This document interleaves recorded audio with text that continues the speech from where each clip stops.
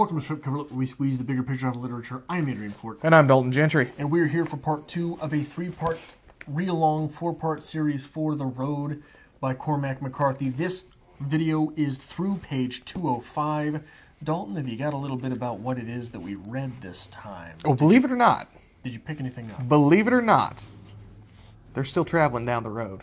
What? They're still going south. I missed that. 200 pages and we are still on the road. Because again, there's nothing to fucking talk about with the summation of this. But a few things did happen. Now we are continuing down the road, and we begin this by we're in the big house and we venture down into the first bunker. A bit of a trapdoor in the house where we basically see that somebody has been keeping humans captive. And the assumption would be they're eating them. Yeah. That's what it's there for. So we get our first big horrific scene of this, and then we move forward. We run from that, and we find another bunker, a much better bunker, filled with food and fresh supplies and hot running water and all kinds of good things. And what did they do? They decide just to leave it. It doesn't seem safe. Seems a little somebody else is going to find it eventually, which is my big complaint with this entire part here, and I would like to go back to that eventually. After that, we return to the road. We do meet an old man traveling down the road, and we get a very bizarre scene where they show a little bit of compassion for someone, and we kind of go over the wheels of the universe and the mysteries of life with this decrepit old man traveling down the road. We continue traveling, and we are back to the point of starving. Because that's what fucking happens when you leave a bunker full of supplies. Yeah. You get hungry. Adrian, where do you want to start with this? I would not. Nothing? Nothing? I got a lot of things. I got a lot of things. I got a lot of bones to pick with this section here. Okay. Is there anything you want to touch on first? That bunker infuriates me. Yeah. Now, I said last week, with the tomatoes, you find the jars of tomatoes and you don't trust them because somebody didn't trust them before, but it's fine. Don't take them because you might be starving later and you might roll those dice. You are literally dropped into a Garden of Eden situation. All the foods you could ever eat. Soap, you can stay clean, heat, blankets, a perfect life. The exact purpose of a shelter. You even find ammunition. You don't find the gun. It's pointed out, he's like, well, I just knew there'd be no gun. Well, that's fucking fine, because you know what you have now? A full stomach and time. And gunpowder. And gunpowder. And plenty of it. And plenty of things to do. Why aren't we fortifying this shelter? Why aren't we fortifying the shelter? Why aren't we creating some defenses there so if someone else does find it, well, we can at least take them out before they get to us. That's no problem. Because they're going to be tired. Yeah. And they're going to be hungry. And they're not going to know the area. Well, not only that, no one's found it to this point. And that's A. And B, the way you strategize this, so he covered it up with a mattress. It's stupid. Right. Let's make it more noticeable. Well, no, it's not more noticeable. But what is noticeable is the fact that you drug a mattress out of a house when everything around this mattress has approximately, by my guess, 7 years of wear and tear on it. Except for that fucking mattress that was sitting in someone's bedroom. Right? So you've drugged something pristine and white into the middle of a yard for everyone to see. But it rains a couple times, the ash blows around once or twice, which is another big criticism I have. Where is there ash, where is there not? Because you're walking through fields of grass at one point. You mention where there's, which is absolutely possible, that there would be floods of ashes in certain places, but not others. But I don't understand. I don't have a visual. But what you do when you find this little oasis is you spend your days in one of the houses keeping an eye on your bunker to make sure no one finds it. And you find your way back to the bunker at night when it's pitch black. That way no one ever knows that you're in there. Okay. You open up, you find a way, you train yourself to wake up before the morning, get your asses out of the bunker, and you go back at night. Fair. I mean, tell me that's not a worse life than living on the road. It's not. I'm going to couple that as well. I don't think you should leave the bunker at all. There's no reason to. Why would you? Well, if someone does find it, you're a sitting duck. Are you? Yes. Fortify it, man. Fortified how? Okay, the more you fortify it, the more obvious you make yourself. if we stay within the bunker, we don't leave the bunker, we're going to have the elements taking over again. It's going to be just as disguised as it previously was. So chances are, 7 years are going to go by, nobody's going to see it because it took you 7 years to find it. It took everybody else 7 years to find it. Those are our odds. Not bad odds, in my opinion. Food's probably not going to last for 7 years, but you got a good couple. All you're trying to do is make it through the winter. Yeah, make it through the winter. Bunker down for a while. Get comfortable. Stay more than a couple days. But while you're down below there, because like I said before, when somebody opens this bunker, they're going to be tired. They're going to be hungry. Well, They're going to be confused. They're not going to know what they're looking into. Take them out right then and there. You've got gunpowder. At worst, you've got pointy fucking sticks.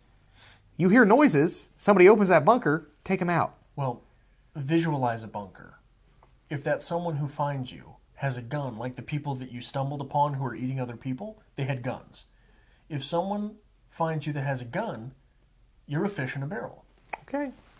So you spend the day inside a house with a direct line of sight onto your bunker.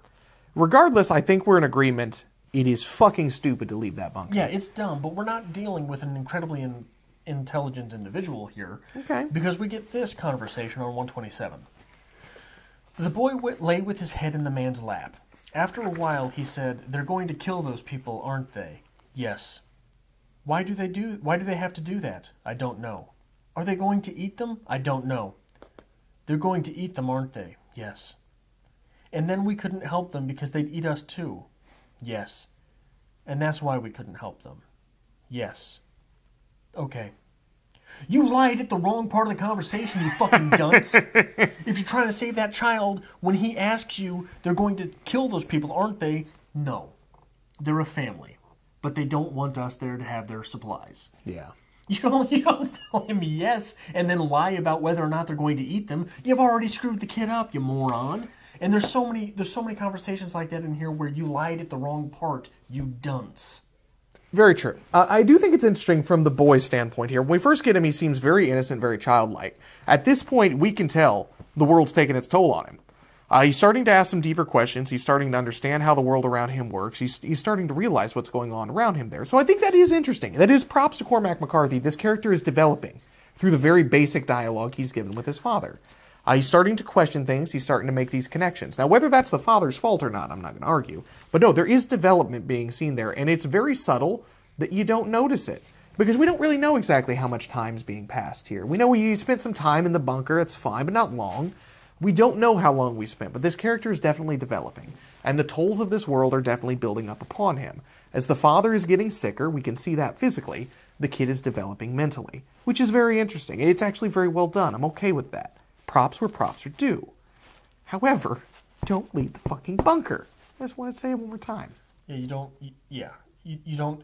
Because the novel starts off with our main character musing about how he knew they weren't going to last the winter, so they had to move. Mm-hmm. Well, you found a way to last the winter.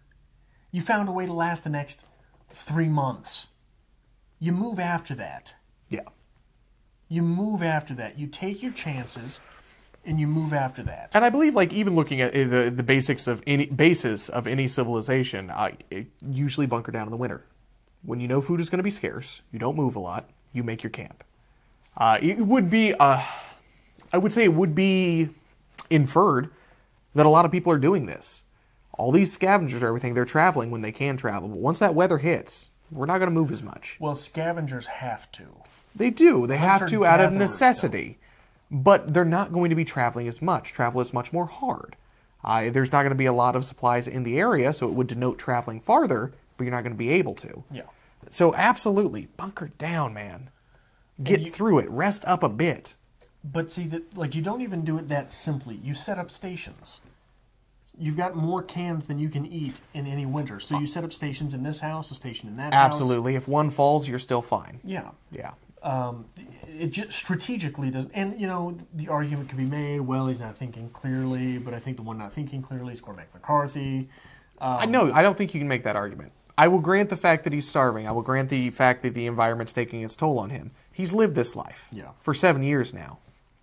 We think 7 years. That's a good estimation. The child has been born. He grows up. He has speech. He seems intelligent. No.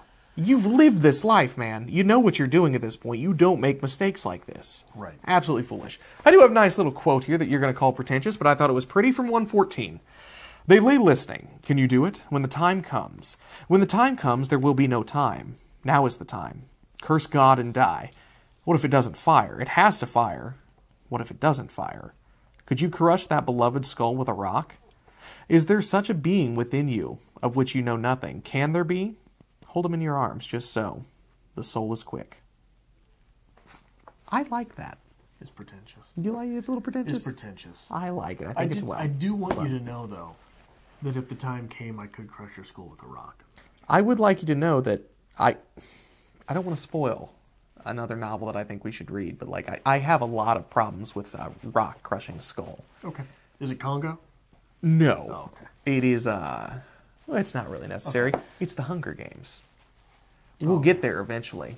Well, I know there's a lot of deaths in that, so you're not really spoiling No, I'm not spoiling anything, but... So anyway. we talked about the Cormac McCarthy being the one whose mind isn't working correctly. On page 132, he crossed the yard and pushed open the door, still holding the gun. It was a sort of garden shed, dirt floor, metal shelves with some plastic flower pots, everything covered in ash. What strikes you there? Dirt floor? Garden pots, everything covered in ash? Why is everything covered in ash if it's inside? Okay. So, like, the physics of this are befuddling, right? The physics of this is just utterly befuddling. Why would everything inside this small shed be covered in ash? Unless I misread, it still has its roof. True. I mean, unless there's a busted-out window or something, but you should say so. Even then, if there's a busted-out window, you're going to have a scatter shot. Everything won't be covered in ash.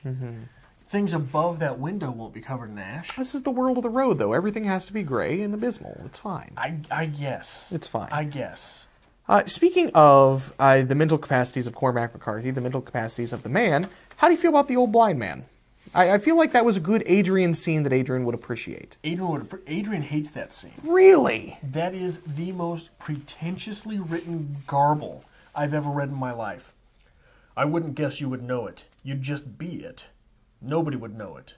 It wouldn't make any difference it wouldn't make any difference. When you die, it's the same as if everybody else did too. I guess God would know it. Isn't that it? There is no God. No? There is no God, and we are his prophets. I don't understand how you're still alive. How do you eat? I don't know. You don't know. People give you things. People give you things? Yes. To eat? To eat. Yes. No, they don't. You did. No, I didn't. The boy did. There's other people on the road. You're not the only ones. Are you the only one? The old man peered wearily. What do you mean? He said. Are there people with you? What people? Any people? There's not any people. What are you talking about? I'm talking about you! About what line of work you might be in. We should recreate this entire scene. We really should. It's just garbage. It is again, mystery for mystery's sake, man. Yeah, far out. Snap. Again, I have to go back to this, and maybe this... there is a survivalist aspect of this book that has to be addressed, because that's what makes this book successful or not. That old man does not exist. It does not work. And that's fine. What we have here... It's literature. You can throw that in there and it exists, and it's to make you question something. But it doesn't make you question anything, because all it does is question everything. The man doesn't... There's no answers there. Not that there has to be, but it wouldn't be questions. The old man would give you his answer. Eli would give you his... Which, by the way, I mean... How ham-fisted. Eli... which we can get into in the review. But why would he just be... It's just aggravating. It is irritating. I cannot word how angry I am that I sat through and read that. Okay. Mystery for mystery's sake, yes, because that old man realistically is not doing this. He is not surviving. There's something more here, but that's never paid off. There's no payout. He's very much... He's trying to hide in plain sight. It's very much a Shakespearean Poor Tom. The hiding in plain sight. However, 30 pages later, 20 pages later so, we come across a camp where they're roasting an infant. You don't just wander around and people leave you alone because you're old, decrepit, and blind. No, you get eaten in this world. This does not work. Well, even with the infant, you have to wonder if it was a stillbirth. Okay. Because no one's going to be... So we've got the we're presuming the doctor, who is the protagonist here, who delivered his own child from his wife. Not his own child, but delivered that child. No one's ever seen a child in this world, right? And that's part of the reason why. Well, you know, if you don't know what you're doing, delivering a child's probably not that easy. Probably not that easy. And in this world, if you deliver a stillbirth, but you want to survive, right? So it's horrible. Don't get me wrong. It is horrible. You want to eat all the babies. And that is something this book does well. It does bring up that good moral philosophy question. Quite often, what would you do in this situation? In these people, it's possible they made a very difficult choice to do what they had to survive. Yeah. Even then, it's difficult to read, right? It is. It would be difficult for anyone to say, well, we're going to go ahead and eat that. It's uncomfortable. And that's Cormac McCarthy, again, credit where credit is due, is really great at putting uncomfortable situations in here that make you think, holy shit, what's going on here? What would I do in this situation? Yeah. Very good at that. But again, we stumble upon it and it's over. It's just there. It's just that passing image again. Yeah.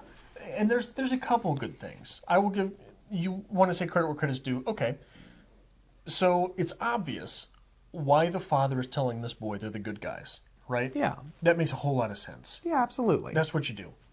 What is not obvious is this phrase, we're carrying the fire. We carry the fire. What does that mean? It's not literally fires. They have evidence that all sorts of people are starting have fires at night. It would denote that there's something more to this going south. There's something more to that. And I believe that on page 137 we get the answer. Okay, this is what the good guys do. They keep trying. They don't give up. So I think that not carrying the fire means giving up on your standards, your morals, your values, your beliefs, on trying to maintain your personhood. Whereas these other people eat babies. These other people eat people. These other people kill people for their food. That is why being the good guys and carrying the fire are synonymous. Because being the good guys is living the principle. Carrying the fire is being willing to fight for the principle. Right? Okay.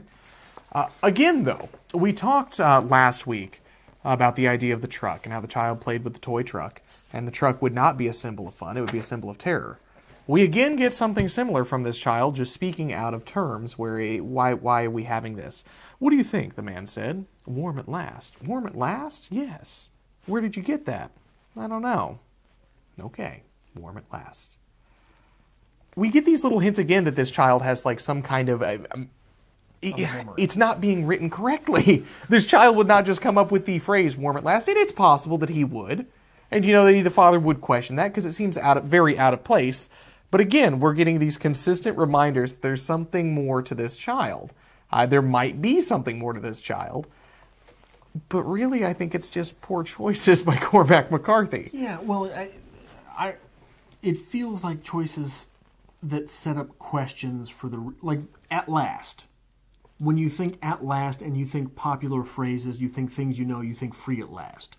Free at last, free at last, thank God Almighty, free at last.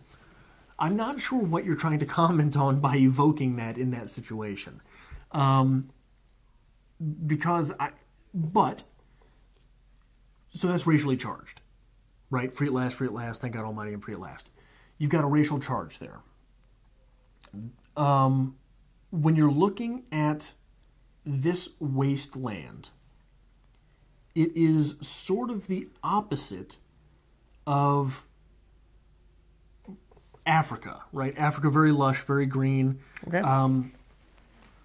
But it's still hard to survive there. So we've got perhaps some commentary being made there that survival is difficult without tools, because tools are what made us us. Right? Okay. Tools are what make people people. And to further the chance that commentary is in this text, I think this is done on purpose. On page 129, we get this paragraph. He found pieces of flint or chert in a ditch, but in the end it was easier to rake the pliers down the side of a rock, at the bottom of which he'd made a pile of tinder soaked in gas. 2 more days, then 3. They were starving right enough. The country was looted, ransacked, ravaged, rifled of every crumb. So this is setting up an image of the opposite of Africa, sort of, right? Okay. Where there's so much green around, where there's so much nature. This is the opposite of nature. Okay. We get down, the nights were blinding cold and casket black, and the long reach of the morning had a terrible silence to it. Like a dawn before battle, the boy's candle-colored skin was all but translucent. With his great staring eyes, he'd the look of an alien. Can you visualize that boy?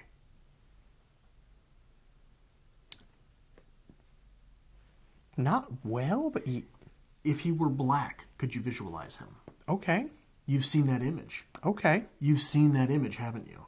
So I think that is, if it's put in there on purpose, well done, right? Okay. That what this does is, I've never seen a white child starving like that. That's fair. That's Right? fair. That's a social commentary. That social commentary without the commentary is just straight up undercutting everything straight to the visuals. I have no idea how to visualize that. Do you? No. No. I've never seen it. I've never Interesting. seen that. Very interesting. But different races, different ethnicities. I can see it. I've seen it.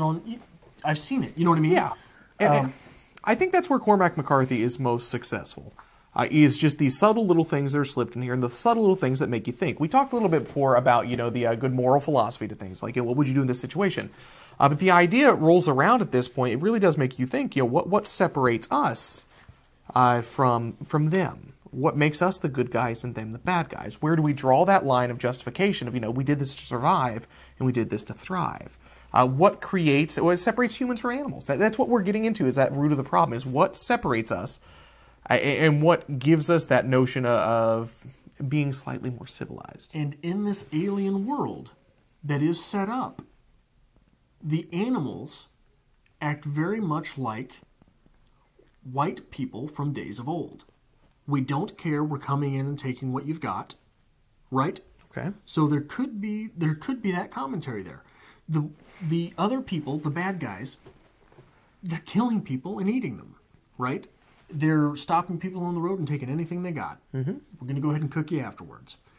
So we see they're marching like a military. Okay. Whereas the couple that we've got, our protagonists here, are living off the land, technically off the land. There's no off the land to be lived. Doing the best they can. They're scavenging goods that aren't scavenging what they can. They're not harming anyone. So we've got that commentary. So it's just like any sci-fi novel you read about an alien invasion. Really, what you're reading about is, what if we were invaded by another culture? Well, where do you get that thought from? The fact that so many of our cultures invaded other cultures. Mm-hmm. So there's perhaps something to be commented on there. Okay. It's still half-baked for me, but it's there, perhaps. Well, we'll see where this pans out. This is to the point where I always put this book down. I'm like, I can't do it anymore. So I'm actually kind of excited. I'm pretty sure I know what happens just from knowing a lot about this book. But I'm at least excited to finish it this time. It'll feel good. Yeah. I think this was actually on one of my original 6 lists of books that I never finished. So it's a good thing. Do you have anything else you want to comment on here? I've got 2 more things to comment on. One good, one bad. What do you want to hear first? Let's start out good. Make me feel good. So at one point, a gold Krugerrand is mentioned in the bunker. There's a stack of gold Krugerrands. Now, obviously, you want to have precious metals in your bunker if you've got a bunker, because you imagine that after... Precious metals have value. Well, you imagine that the most likely fall of this civilization is an economic fall. Mm-hmm. After an economic fall, silver, gold, copper, they're still going to be tradable. They've always been tradable. Yep. So a gold Krugerrand is in there. Do you know why it's a gold Krugerrand and not just a piece of gold? I don't. A Krugerrand is something that has, and I believe I'm using the right terms here, numismatic value. Okay. Which means it is collected not just for the fact that it's gold, but it is also saved for the fact that it is a Krugerrand. It is a type of coin, and it is gradable, and you might have a $1,400, if an ounce of gold is $1,400, and you've got a gold ounce Krugerrand, it's worth $1,400. Okay. Unless it's in pristine condition, then it has collector value on top of the $1,400. Okay. So it is in there because in this situation, not only is gold worthless, so is your numismatic value. Interesting. So everything you prepared for is worthless. Yeah. It puts a little layer of film on top of the fact that everything sucks to say that it also sucks in ways that you hadn't planned for. So that is a good little note to have in there. Now the bad. The bad thing is they come across these pebbles. They come across pebbles of what is it? Black rock. What is the black rock? It's ash. I can't remember what it's called. Anyway, it's very smooth. He mentioned it being smooth as glass. Yes. We're in a survivalist mode here. Do you know what value those smooth black rocks would have in this world? Be highly prized. No. What you want to do with them is you put them under your tongue, and it activates your salivary glands. So the fact that you're starving to death and you're dehydrated doesn't hit you as hard because you do still have saliva in your mouth. Interesting. I did not know anything about that. Yeah. So if you're lost in the woods, one of the things they tell you to do is if you can find a small pebble that's not super sharp, because he mentions these being round pebbles. Mm-hmm. You want to dust it off. You want to keep it clean-ish because in worst case scenario, you can put it in your mouth, and the fact that you're dehydrated won't hit you as hard. You won't be suffering as much because there will be water in your mouth. There's something in here I want to find because when you started talking about that, it hit me, but I can't find it at this point in time. We'll get there. Another thing I would like to point out with this is the idea of starvation, since you brought up the idea of, salivating and then dying of thirst.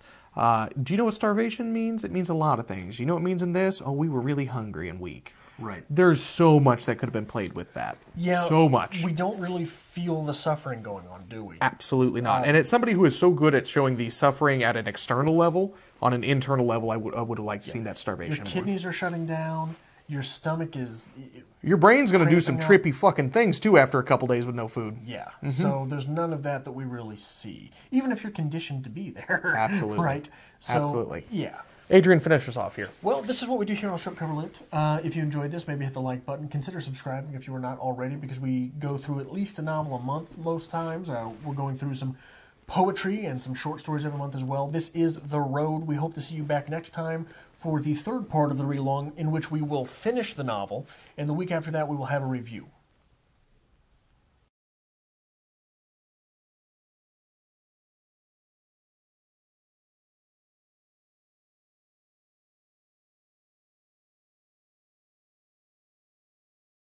Okay. There's a fucking piece in here, and it didn't resonate. It hit me, and I thought it was out of place, but it didn't really hit until you started mentioning that black pebble. Yeah. He picks up a piece of white quartz at one point in time. Oh yeah. And I don't know why.